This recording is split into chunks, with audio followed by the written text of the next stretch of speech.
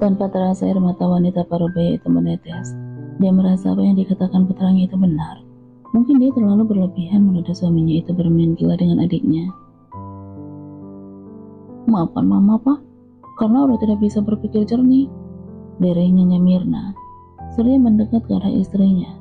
Lelaki itu memeluk istrinya walau masih ada sedikit sisa rasa jengkel dalam hatinya. Faris tersenyum saat melihat dua orang yang sangat dia sayangi itu sudah baikan. Dia pun segera keluar meninggalkan kamar ibunya. Lelaki itu pun terus melangkahkan kakinya untuk menuju ke kamarnya. Tapi langkahnya kembali terhenti saat mendengar suara tangis dari kamar adiknya.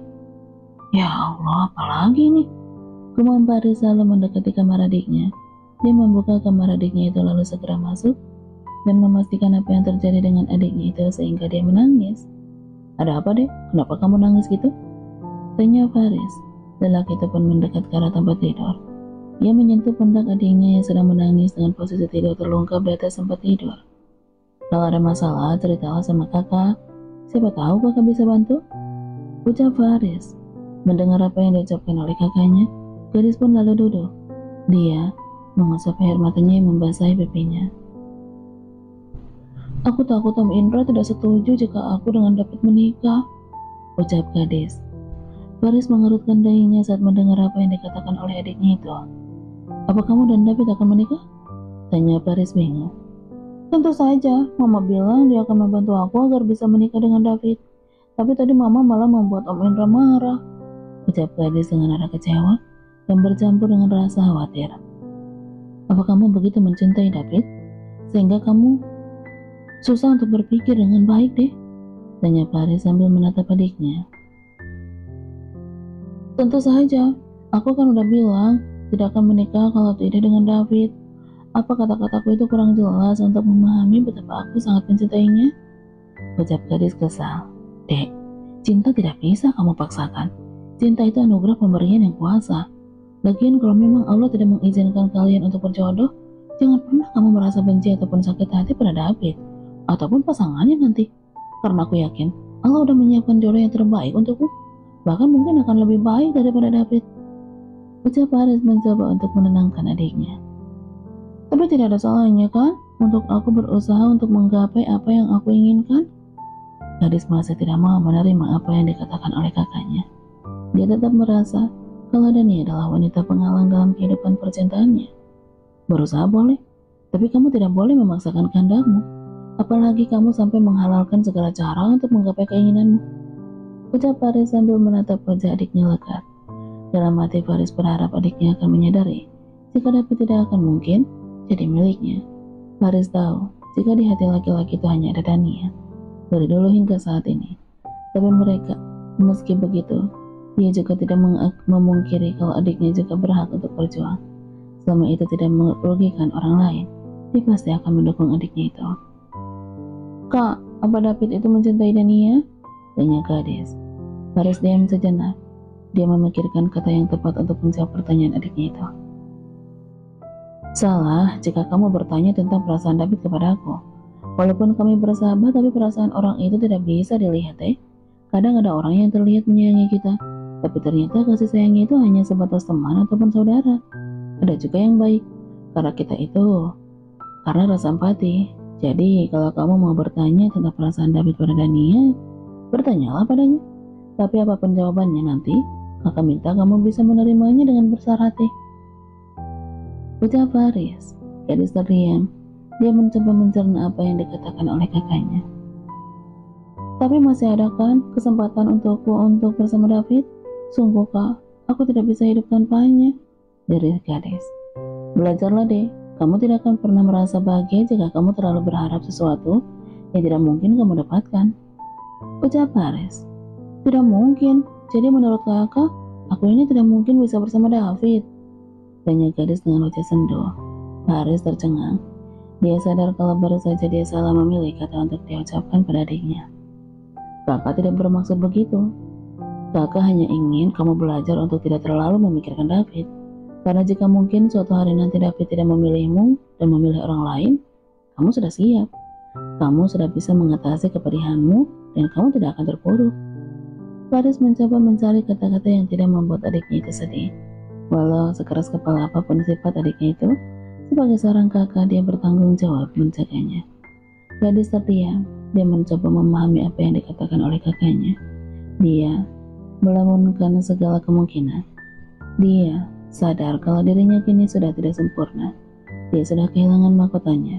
Tapi apa salah jika dia berharap kalau David bisa menerimanya padanya. Lamunan gadis buyar saat ponselnya bergetar. Ada pesan dari aplikasi hijau yang masuk. Gadis segera meraih ponselnya dan melihat siapa yang mengirimkan pesan padanya. Dia terkejut saat melihat ada nama Loli di sana. Gadis melirik ke arah Paris. Dia melihat kakaknya itu terus melihat ke arahnya. Lalu dia pun mengurungkan niatnya untuk membuka pesan tersebut. Baiklah, kakak pergi ke kamar dulu. Kamu jangan nangis lagi, malu. Sudah pengen nikah, aku masih nangis kayak kali itu. Ucap Paris sambil terkekeh. Gadis hanya nyengir menanggapi ucapan kakaknya tersebut. Setelah kakaknya sudah pergi meninggalkan kamarnya, gadis segera membuka pesan yang dikirim oleh Loli. Dan betapa terkejutnya dia saat melihat apa yang dikirim oleh Loli lewat pesan tersebut. Gadis segera melempar ponselnya hingga hancur berantakan. Dia benar-benar terpukul saat ini. Dia tidak menyangka kalau Loli tega melakukan itu kepadanya. Sementara itu Dania bangun dengan mata yang sedikit bengkak. Entah mengapa sulit sekali rasanya untuk menerima kenyataan. Mau tidak mau Dania pun membersihkan badannya dan segera berpakaian. Karena hari ini adalah sidang perceraiannya yang kedua. Kali ini Paris menyiapkan bukti yang lengkap. Hingga Dania pun yakin kalau dia akan memenangkan kasus itu nantinya. Selesai berpakaian dan memoles tipis wajahnya, Dania pun segera turun ke bawah. Tepat saat wanita itu sampai di ruang tamu, suara ketukan terdengar dari luar. Dania pun segera membuka pintunya. Apa kamu sudah siap? Tanya Paris. Ya, tadi yang mengetuk pintu adalah Paris.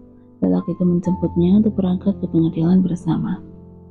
Iya, aku udah siap, ucap Dania. Wanita itu merasa ada yang kurang. Entah kenapa Dania malah berharap kalau Nyonya Asti yang datang. Mereka pun akhirnya berangkat menuju ke pengadilan. Dalam perjalanan, Dania hanya diam dan tidak mengucapkan sepatah kata pun. Sedangkan Paris dia asik menyetir. Sesekali ekor matanya melirik ke arah Dania yang terlihat gusar. Ada apa sih, Dan? Kelihatannya kamu kok gelisah saja dari tadi? Tanya Paris sambil melihat ke arah Dania sekilas. Tidak ada, aku hanya gugup, ucap Dania berbohong. Jangan bohong, kamu tidak gugup, kamu seperti sedang memikirkan sesuatu, ucap Paris. Apa ini soal Tante Asti? Himbau Paris. Lelaki itu mencoba menebak apa yang sedang Dania pikirkan. Mendengar apa yang dikatakan oleh Paris, Dania pun sontak menoleh ke arah laki-laki tampan yang sedang menyetir itu. Dia tidak menyangka kalau Paris pandai menebak apa yang sedang dia pikirkan. Dan ia hanya diam tidak menanggapi perkataan Paris. Matanya lurus ke depan menatap jalanan. Apapun yang kamu pikirkan saat ini tentang Tante Asti, aku tidak bisa menebaknya, Dan. Tapi satu hal yang tidak bisa kamu pungkiri, walau kamu tidak mau mengakuinya sebagai ibumu, tapi dalam tubuhnya tetaplah mengalir darahnya. Kamu tetaplah dalam kandungannya selama 9 bulan. Ucap Paris. Dan ia masih diam. Dia tidak berniat membantah ataupun mengiyakan apa yang dikatakan oleh Paris. Aku bahagia bisa memiliki adik yang baik sepertimu. Semoga nanti kamu bisa main ke rumah, kita seru-seruan bersama. Ucap Paris sambil tersenyum. Dan ia menoleh ke arah Paris saat laki-laki itu mengatakan hal itu. Dia menyuruh dia ke rumahnya, sedangkan ibunya saja menyuruhnya menjauh dari kehidupan gadis. Dia tidak yakin kalau ibu Paris akan senang dengan kedatangannya nanti. Kenapa kamu hanya diam sih, Dan? Kamu tidak suka ya punya saudara seperti diriku? Tanya Paris. Iya, memang aku tidak suka. Kamu cerewet sekali, ucap Dania sambil terkagak. Paris ikutan terkagak mendengar jawaban dari adik sepupunya itu. Kalau aku pendiam, tentu aku tidak jadi pengacara dong, ucap Paris. Mereka berdua tertawa bersama, dan tidak terasa mereka sudah memasuki arena pengadilan agama. Dan saat mereka turun dari jauh, Marco dan Loli menatap sinis ke arah Dania dan juga Paris. Dania dan Paris tidak menanggapi tatapan sinis mereka, dan hanya melewati kedua orang itu dengan santai. Perempuan tidak tahu malu, teriak Loli. Dania dan Paris terus saja berjalan tanpa mempedulikan ejekan Loli. Teriakannya Loli. Dania, si wanita murahan, Loli berteriak lagi. Kali ini Dania berhenti karena dia mendengar ada namanya dipanggil. Di awal dia tidak berhenti karena tidak ada namanya dalam teriakan Loli. Dania membalikkan badannya dan melangkah mendekati Loli dengan tenang. Kok aneh ya? Si itu yang merebut suami saya, kok malah saya yang dibilang murahan? Ucap Dania santai. Gak mau dibilang murahan kok kelakuannya kayak playgirl. Sebentar sama David, sebentar sama Paris, ucap Loli sinis. Dania terkekeh mendengar apa yang dikatakan oleh Loli. Kenapa memangnya? Apa kamu iri kepadaku? Kamu merasa kalau laki-laki yang ada di sampingmu ini levelnya jauh di bawah Paris dan David, makanya kamu iri? Ucap Dania santai. Loli merada mendengar jawaban Dania, begitupun juga dengan Morgan. Jaga mulutmu, jangan cari gara-gara, ucap Marco sambil menatap tajam ke arah Dania. Dania tersenyum miring melihat kelakuan Marco. Tidak ada rasa takut sedikit pun dalam dirinya, yang ada hanya rasa benci pada dua orang yang kini sedang ada di hadapan itu. Kamu boleh buta, tapi jangan tuli juga. Jelas tadi kekasihmu ini yang mencari gara-gara duluan. Kok nyalahin aku? Ucap Dania. Wanita itu tidak mau lagi menanggapi perkataan Marco. Dia memilih untuk pergi meninggalkan Marco dan juga Loli demi menjaga otaknya agar tetap waras. Loli dan Marco geram dengan tingkah Dania yang semakin hari semakin berani kepada mereka berdua. Sedangkan Paris mengacungkan dua jempolnya ke arah Dania saat melihat wanita itu kembali dan mendekat ke arahnya. Kamu keren, ucap Paris sambil tersenyum. Ya, air mataku udah kering. Sayang kalau aku keluarkan untuk laki-laki yang modelan Marco, ucap Dania sambil terkakak. Paris mengangkat jempolnya sambil tersenyum. Mereka berdua pun memasuki ruang sidang karena sudah waktunya sidang itu dimulai. Marco dan Loli masuk ke ruangan sidang bersama dengan pengacaranya. Lelaki itu terus menatap ke arah Paris dan Dania. Dia tersenyum salah ingin mengatakan kalau Dania tidak akan menang. Dania dan Paris menanggapi sikap dua manusia itu dengan santai. Dia sangat yakin kalau dia akan menang. Hakim pun membuka persidangan dan dia pun mempersilahkan Paris untuk memberikan bukti baru yang akan dia ajukan dalam sidang. Paris melirik Marco sebelum dia maju dan memberikan bukti pada hakim. Bukti yang Paris berikan adalah sebuah video yang dia rekam ketika Dania menampar Marco setelah sidang pertama. Di sana terekam jelas semua tentang percakapan yang menyinggung soal perlakuan Marco kepada Dania dan soal tanah warisan yang kini Marco kuasai. Sebenarnya waktu itu Paris mengambil video itu karena ingin memvideokan keberanian Dania dalam menghadapi Marco dan mengirimnya kepada David. Tapi siapa sangka kalau kejadian itu berlanjut sampai bisa menjadi bukti kejahatan Marco pada Dania. Tentu saja wajah Marco dan Loli berubah pucat saat melihat rekaman itu. Semua itu tidak benar yang mulia, itu hanya editan, teriak Marco. Silakan dicek keaslian dari video itu dahulu, ucap Paris sambil tersenyum tipis. Setelah melalui proses pemeriksaan yang panjang, akhirnya pengadilan menyatakan jika video itu asli. Dan tentu saja itu membuat pihak Marco menjadi panik.